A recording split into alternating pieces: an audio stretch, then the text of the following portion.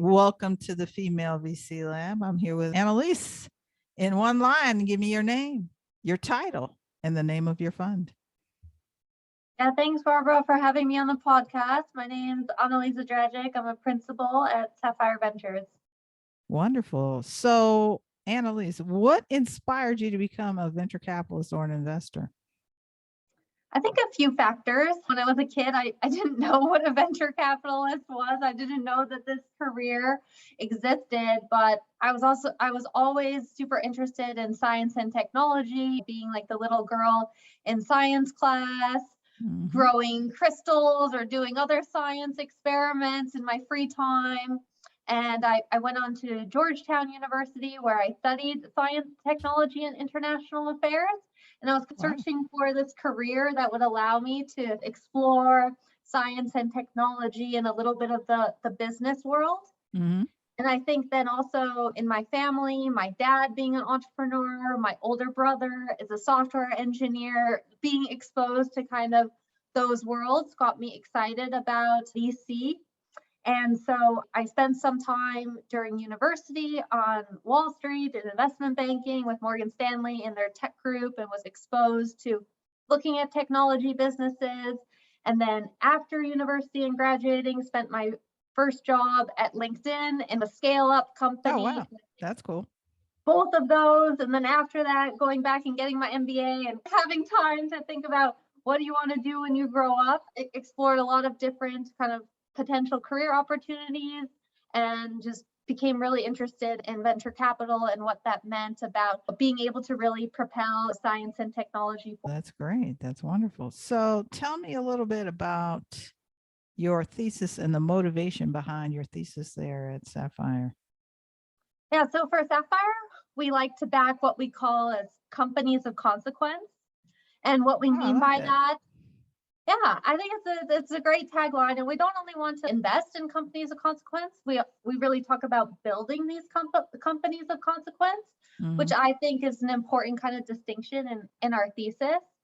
And what we mean by companies of consequence is backing super ambitious entrepreneurs and teams who want to be doing something different in their sector and who want to be doing something big on a global scale. So I spend most of my time being based out of London, focusing on the European and Israeli ecosystem, which I think we've just seen explode, especially in kind of the B2B world most recently. And so have been, super impressed with kind of the talent that I'm seeing there. And I think we're only going to see more companies of consequence come out of that ecosystem. Wow, that's really great. So what are you learning or listening to or reading these? I'm the daughter of a librarian. Oh, wow. That's cool. So I feel like I'm constantly reading and constantly getting text messages from my mom of check out these 3 books. So I actually started a virtual book club during COVID as a way for some of my friends to just have touch points and do something small. I think that's different, like book club. That's cool. We have our book and we go over it and we have a discussion around it. And it was something to do once a month. We could have a get together over Zoom and do something fun, even though we're stuck indoors all the time with COVID. And now, as we're coming out of the pandemic, we've continued the book club. And the last book that we read was Unwell Women by Eleanor Cleghorn.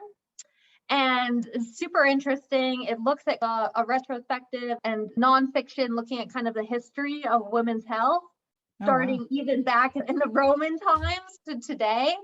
Wow, and that's really cool. Super fascinating, but also pretty shocking and sad. Scary. Scary of just how much women's health has been put to the side and not paid attention to, and also how much is still unknown. So for me, super interesting book. Definitely highly recommend others who are, of course, interested in women's health. But for me, it's in the VC world, understanding a little bit of the history and where we've come from to then think about all the exciting kind of femtech technologies and innovations. Super interesting. That's great. That's great. So bonus question. Everyone gets it.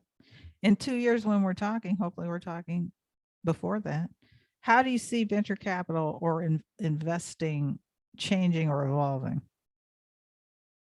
I think for me in the next 2 years, would love to see the VC industry continue to evolve to be more diverse. I think in my role, I feel very humbled to be able to, in some ways, control the future and what products and technologies get funding and be able to get upscaled and really to have that impact on our society. And I think the more that the VC industry can represent the diversity in our community is super important. And especially as a woman, we're seeing more female investors come into the industry, which I think is great. But I think in the next 2 years, what's going to be super critical is how do you retain that female investing talent? 100%. And so for me, changing, I hope what we see is I hope we see more female investors progressing in the venture capital industry and becoming more of those senior voices in the investing world.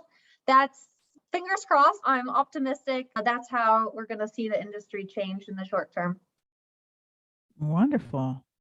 So how do people contact you? As I mentioned, my first job was at LinkedIn. So I'm still pretty much a LinkedIn pro user. So happy for listeners to reach out and connect with me there. I'm still super active. And so happy to receive and respond to messages. All right. Thank you so much, Annalise Dragic from Sapphire Ventures, for being my guest on the Female VC Lab podcast.